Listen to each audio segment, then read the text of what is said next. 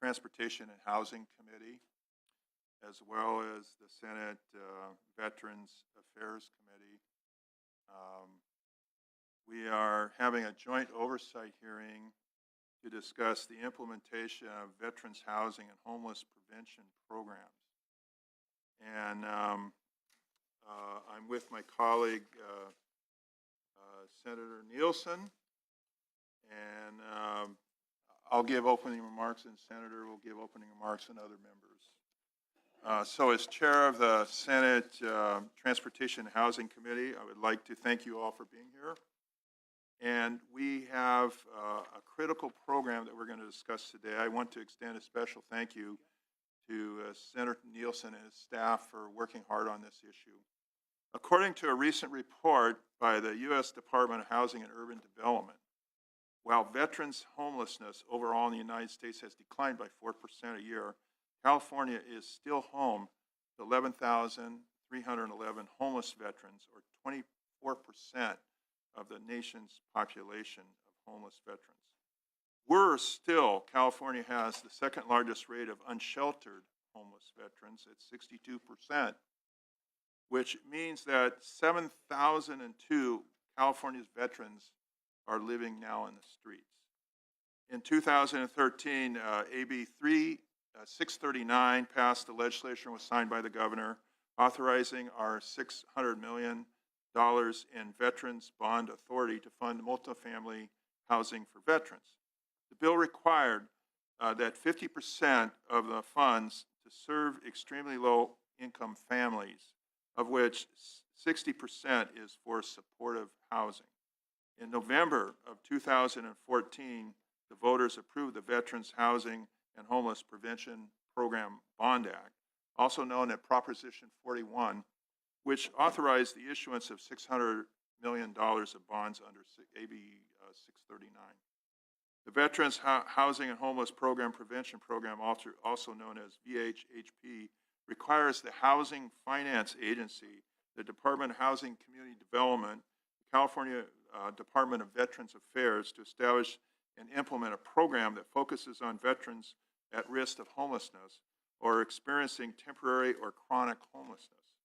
This program was established to fund the acquisition, construction, rehabilitation of affordable housing, transitional housing, or related facilities for veterans and their families to allow veterans to access and maintain housing stability.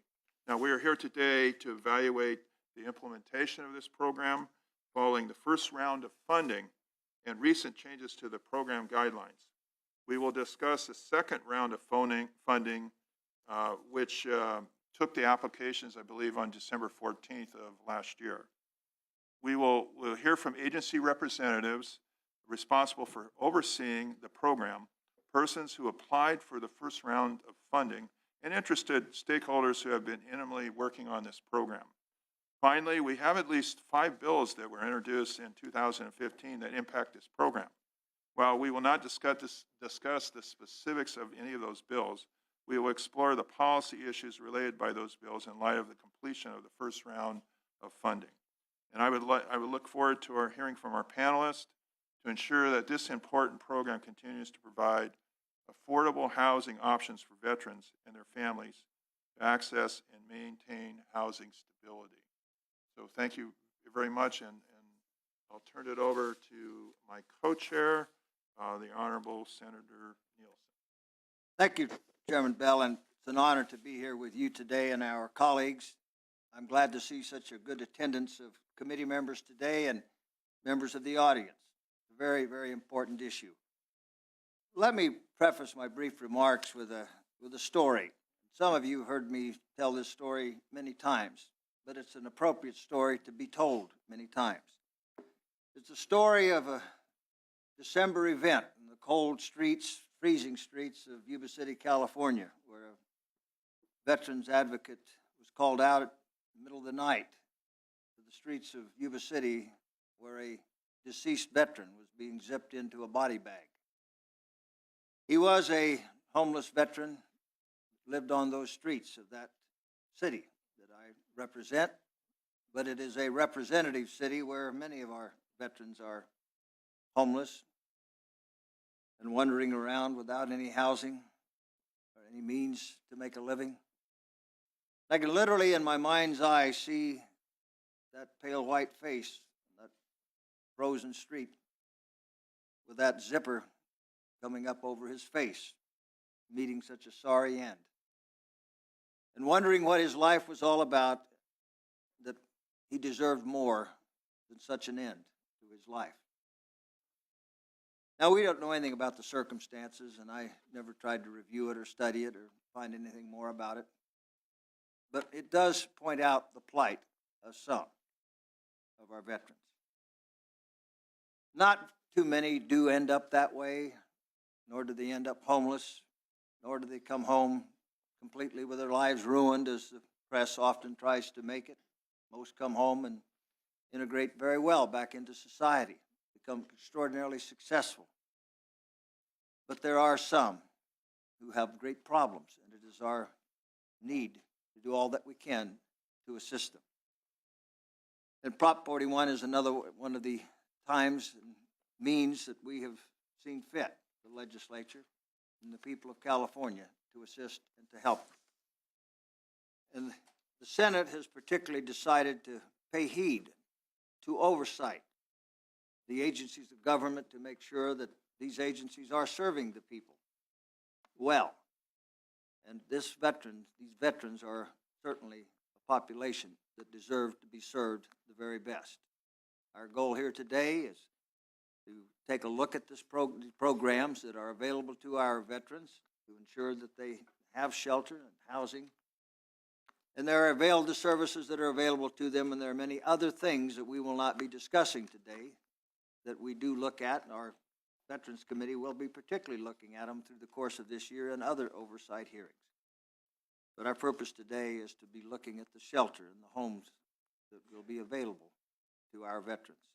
We look forward to the testimony today, the public comment, which will help us, the members of the legislature, to ensure that the funds are properly directed and give the most help to our veterans who need it. Thank you, Mr. Chairman. I look forward to our witnesses and a very productive hearing today.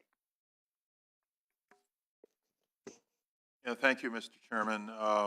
Other senators would like to make any opening remarks? We'll start the hearing if not. Let's see. Item 2 on the agenda is to look at the Veteran Housing Homeless Prevention Program implementation. We have 3 speakers. I'd like to have them come forward. They're the people that are actually working on these programs, and we'll hear from them about the implementation of the program thus far. Okay, so please come forward. We have Susan Riggs, Teresa Gunn, Tia Boatman Patterson. Please come forward. Welcome, all 3 of you. And then additionally, afterwards, we'll have other speakers on item number 3 on our agenda, and our program directors and Madam Deputy Secretary will stay and at the dais for questions and answers. Okay, thank you. Thank you very much. Thank you, Mr. Chair. Teresa Gunn from the Department of Veterans Affairs. Proud to be here today and speaking about this program. I'm going to give you a general overview of the veterans housing issues in California and a brief discussion of the role of the VHHP serving to address the veterans homelessness. And then in your packet, handout number 2 has many facts and figures for your use, and my comments will touch on most of that information. Once I'm finished, I'll take questions before handing the floor over to Susan Riggs, if you like. And she'll review the VHHP program from lessons learned to where we are in the second NOFA. I'd like to start my comments by briefly explaining what sets the experience of veterans apart from their civilian counterparts. I believe that this is an important distinction to make because veterans are overrepresented in the U.S. homeless population, as the chairman already elucidated.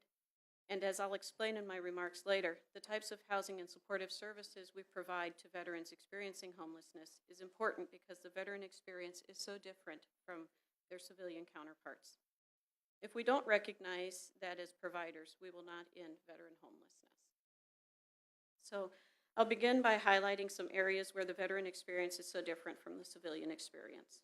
Military service is a unique culture, a veteran culture, because the shared experiences in military lifestyle form a shared set of beliefs, experiences, perspectives, and even a shared language that is both distinct and different from other cultures.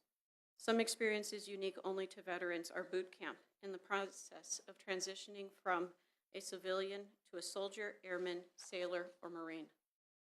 Duty stations that are mostly separated from the service members' hometowns, home state, and even home country, and at times even from their family. War and combat, deployments, the unique traditions, terminology, and structure within the different branches of service. Readjustment after war deployment, and readjustment to civilian life in the transition from the military. Each of these experiences is imprinted upon the heart and mind of a veteran and remains with them for life. There are few experiences in life in the civilian world that compare to joining the military, and most veterans feel at least somewhat disjointed or disconnected when they separate or retire from military service. Veterans make up 10% of California's homeless population, but only 8.5% of the nation's homeless population. Since 2007, California's homeless veterans account for roughly 25% of the nation's homeless veterans. Comparatively, California's total homeless population is 20% of the nation's homeless population. This disparity is present for a number of reasons, a few of which are outlined on slides 10 and 11 in your handout in the packet. In 2009, the U.S. Secretary of Veterans Affairs set an ambitious goal to end veteran homelessness by December 2015. At the time, homeless veterans accounted for 11.7% of the nation's homeless population, but they represented almost 15% of California's homeless population. The federal directive significantly raised awareness and focused many government entities to prioritize funding for veterans. Since this proclamation, federal funds have increased for VASH vouchers. The USDVA's budget went from $100 billion in 2009 to almost $164 billion in 2014. In 2013, California made history by authorizing the single largest state contribution to end veteran homelessness with the passage of AB 639 and Proposition 41.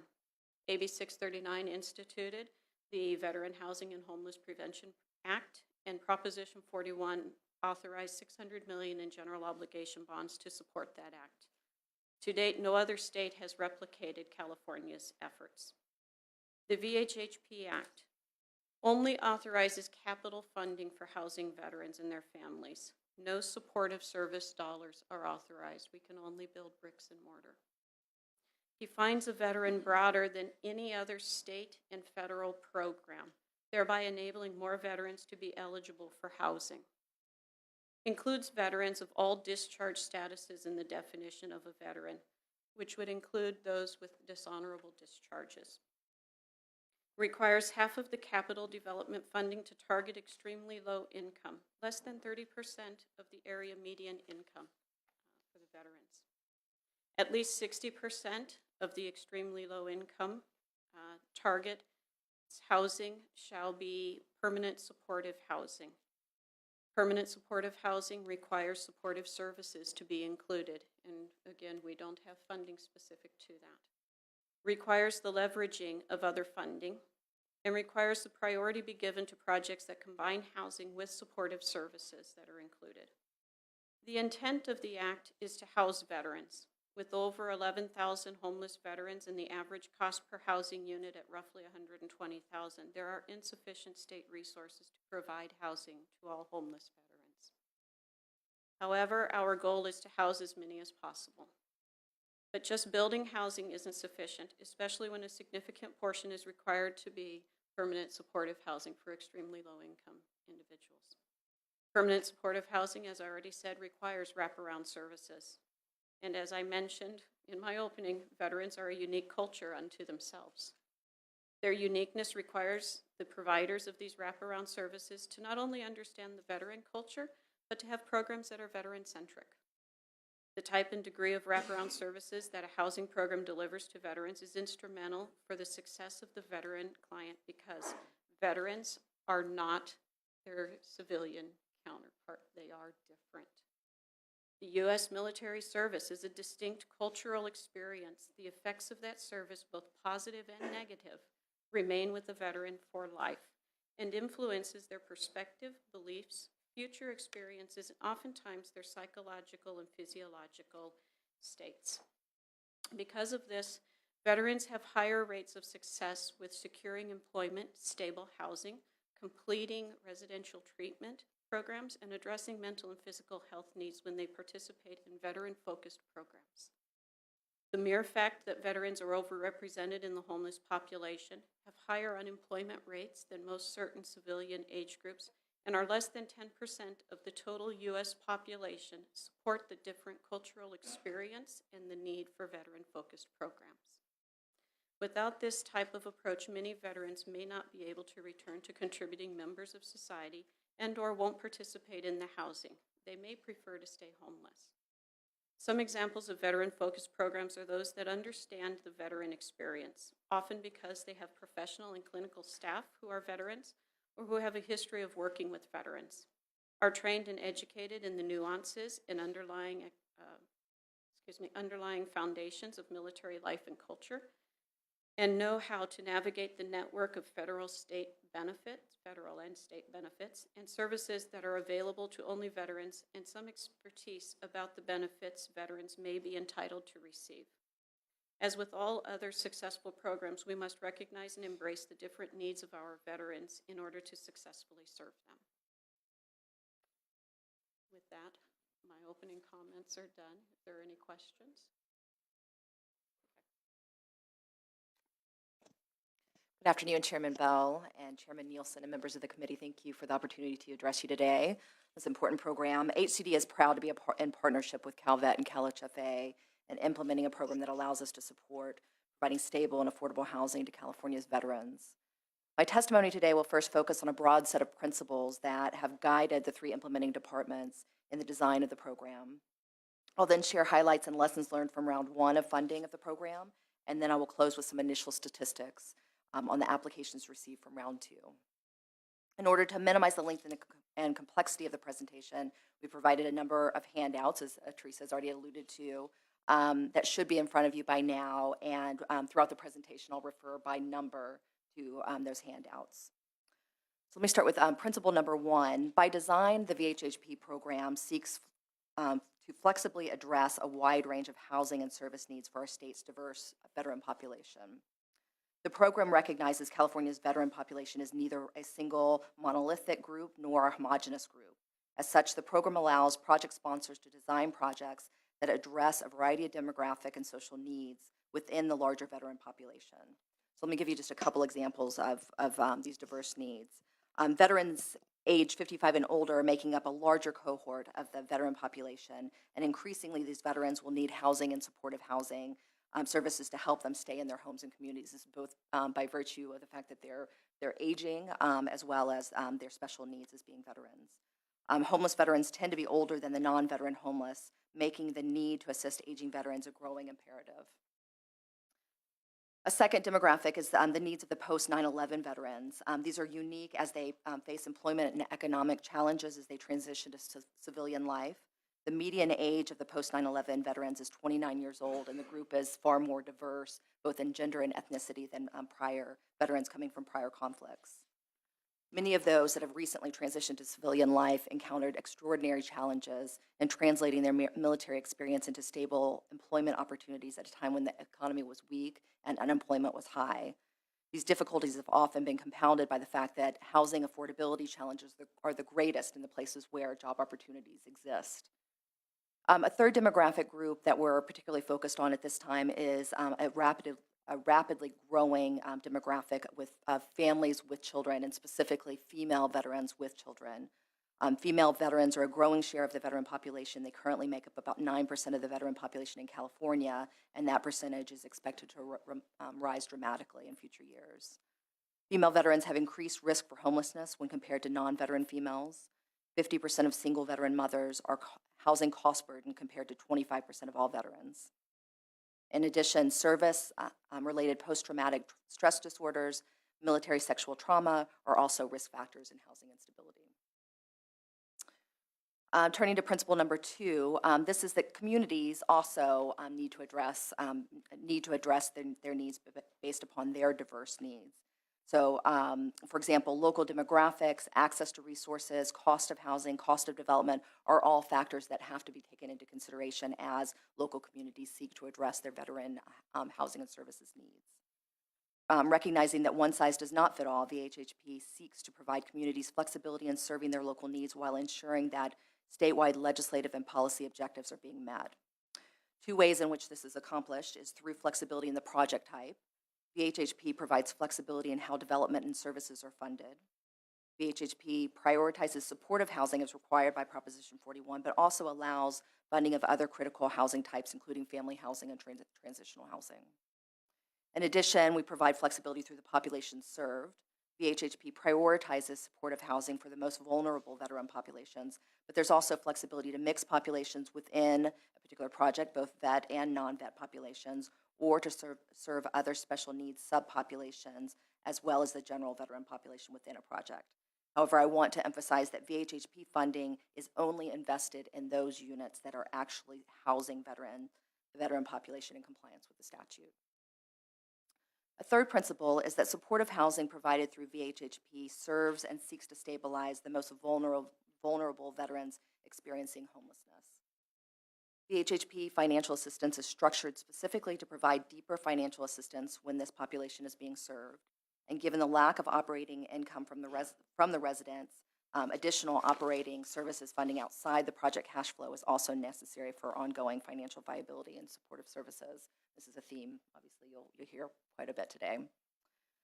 To ensure delivery of quality services and more successful outcomes for residents, VHHP projects require lead service providers who are experienced in providing veteran-centric and housing-first-oriented services. And in addition, VHHP requires intensive on-site case managers to provide services tailored to each veteran's needs with an emphasis on service provision that is flexible, voluntary, and easily accessible. Principle number 4 is that VHHP investments should be made in a way that maximize the ability to leverage and integrate with other community investments to address veteran homelessness and housing instability. For example, we incentivize commitments from the HUD-VASH program, the Housing Choice Voucher, and other creative ways to provide operational stability, such as local subsidies. To ensure the most pressing community needs are being served and that projects are integrated into overall community strategies, we reward projects that collaborate with the local continuum of care, the VA offices on the local level, as well as other local level efforts. A fifth principle is that VHHP investments should reflect where veterans with the highest needs actually live. Through the program guidelines, we've established geographic targets based upon where we see concentrations of homeless veterans and extremely low-income renters that have severe cost burdens. And we're going to continue to reevaluate these geographic targets as new data comes available to ensure that our investments are actually accurately reflect the most dire needs. And then finally, and this will be part of Tia's testimony as well, I'll just briefly touch on a significant principle is that we are all, as the 3 implementing departments, significantly committed to ongoing and deep stakeholder engagement and feedback, evaluation of the program, and individual outcomes, and making continuous improvements to the program. All right, so I'll now turn to round 1 outcomes and the lessons learned there. I'm going to refer you to handout number 4 that provides some more in-depth information, but I'm just going to highlight a couple of the key issues today. It is called handout number 4, February 2015 Funding Round 1 Outcomes. Got it?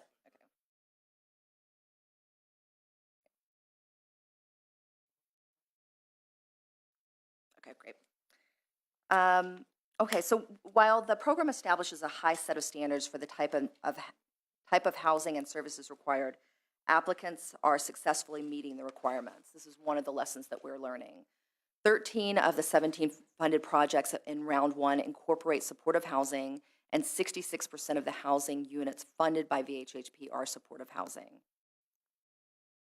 Projects were structured during round one or those awarded during round one were structured to allow a diversity of populations to be served, including veteran families and seniors. 9 projects will contain 2-bedroom units, representing 24% of the VHHP-funded units having 2 or more bedrooms, so that accommodates the veterans with families. In addition, 3 projects will serve senior veterans. Given feedback from round one, we also know that there's an interest in serving female veterans, especially those with histories of military sexual trauma or domestic violence. The design of the project would likely require special safety and security considerations as well as specialized services. We also know that there may be some fair housing issues here that could present challenges to offer a single gender housing. However, with CalVet's leadership on this topic, we're exploring ways in which VHHP can serve this important population. A second lesson is that both communities and applicants are really pulling together to ensure the highest quality of housing and services related to the VHHP-funded projects. I'm going to now refer you to handout number 3, and this one is entitled Typical Service Models in Supportive Housing. And so we'll focus first on page 1. We know that from the years of experience in administering the MHP supportive housing program, as well as our experience in the first VHHP round, that there's no one services model or single way to fund services. But in general, services in supportive housing are comprised of a mix of federal, state, and local resources. In the case of round 1, of the 13 supportive housing projects, 8 have external rental subsidies, including 4 from HUD-VASH, which also includes funding for case management.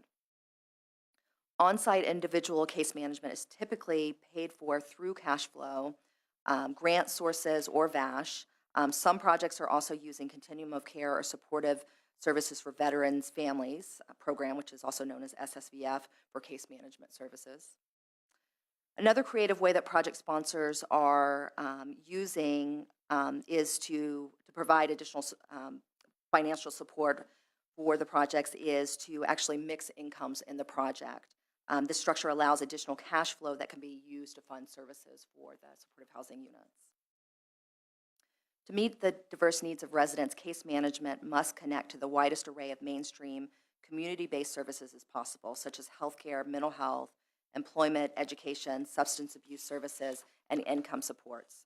Sometimes these services are co-located and visible within the particular development, but also they may be just accessible within the community and be provided through the intensive case management. The funding streams for these community-based services are diverse and include county mental health services, including those provided through specialty mental health services funded by Medi-Cal and through the MHSA program. Some of these community-based services are targeted specifically to veterans, such as employment or benefits advocacy, and some are available to the general population.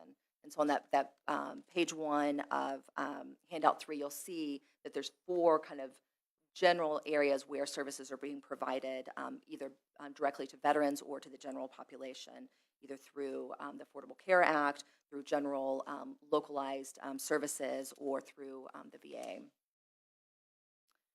For residents who qualify for VA services, connections are also made to VA services that include physical health, mental health, and substance abuse services, as well as employment services.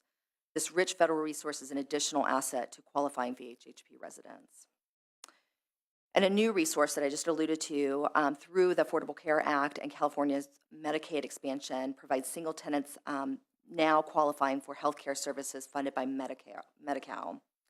We anticipate increased flexibility in delivering eligible services in housing under California's proposed 1115 Medicaid waiver, which was just approved by the federal government, and the health homes option currently under development by the Department of Healthcare Services.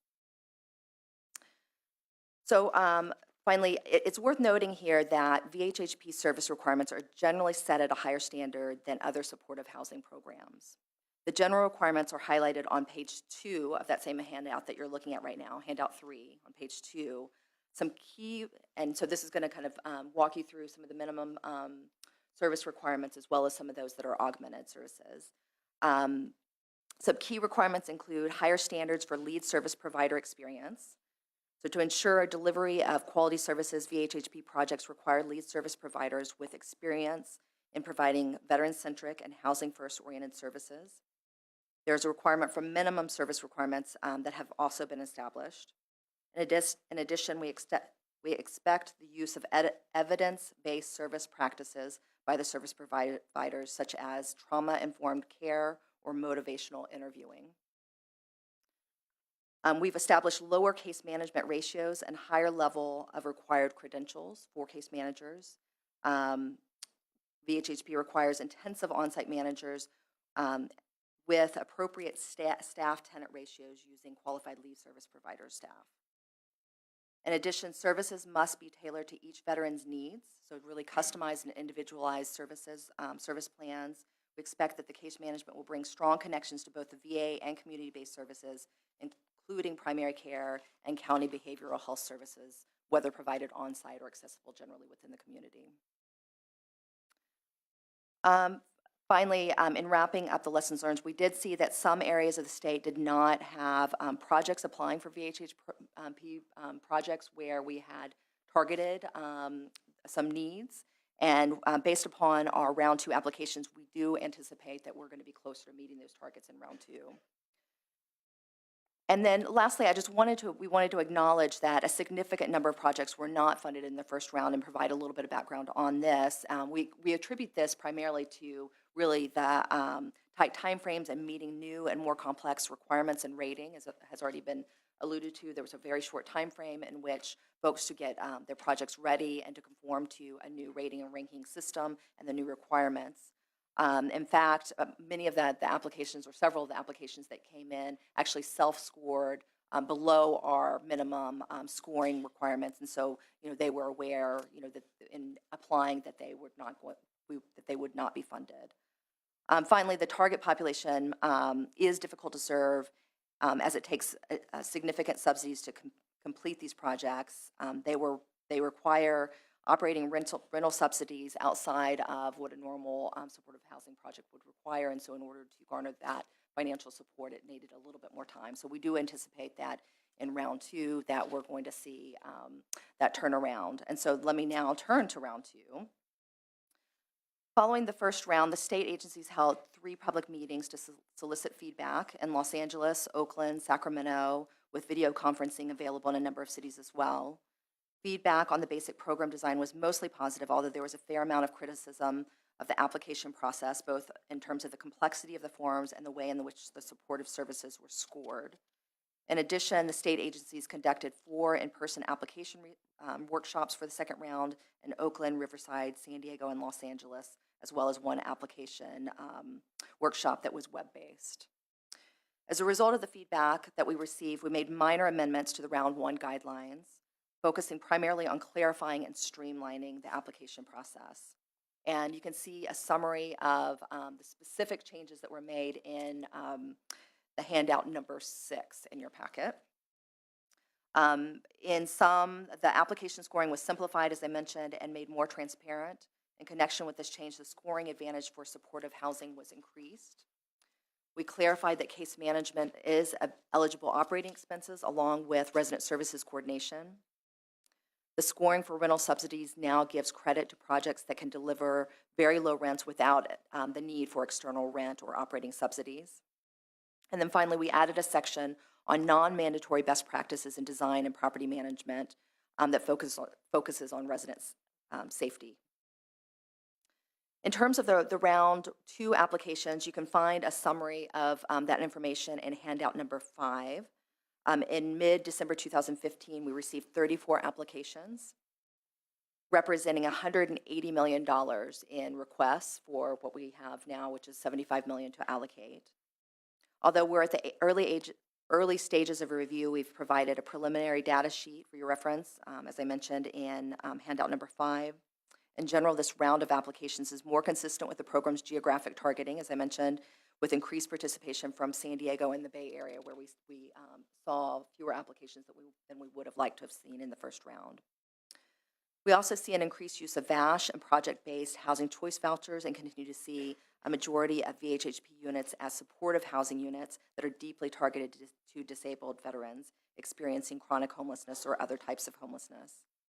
We also see mixed income housing and housing projects proposed for veteran families and senior veterans at a higher rate. These preliminary figures seem to indicate strong demand for the program and are very consistent with the principles that I articulated earlier in my remarks. There's a participation from a wide geography and a willingness to more deeply target the most vulnerable veterans and provide supportive services. As next steps, we'll be providing preliminary scoring feedback to applicants in February with final awards to be made in spring of 2016. So before I close and turn it over to Tia, I just wanted to take the opportunity to say thank you to all of those who have been instrumental in creating the VHHP program. First and foremost are the members of the legislature for your vision and commitment to ensuring the success of the program, both in its design and its ongoing evaluation. In addition, both CAVSA and Corporations for Supportive Housing deserve a debt of gratitude for their leadership in sponsoring AB 39. In addition, the program stakeholders and our key partners in federal, state, and local governments are really key to the successful implementation of the program, as well as the ongoing evaluation of the program to ensure that we can continue to successfully fund projects to serve our most dire veteran housing and services needs. So with that, I will close and turn it over to Tia. Thank you very much.